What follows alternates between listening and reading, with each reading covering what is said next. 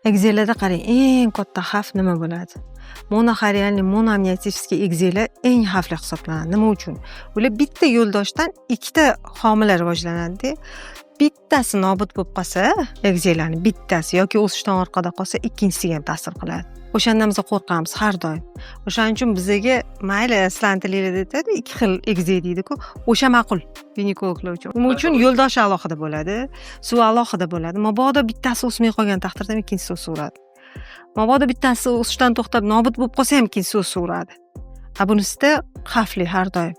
Bittasi o'smay qoldimi, ikkinchisi ham baribir o'smay qoladi. Chunki bitta suv ichida-ku, bitta o'lgandan keyin yonidagi suvni zaharlab turadi, yo'ldosh orqali, baribir qon orqali ta'sir qiladi. Mana kecha ham bittasini tushirishga majbur bo'ldik. 7-8 hafta bitta yo'ldoshda homila. Bittasi nobud bo'lgan 6 hafta, bittasi уже 7-8 hafta.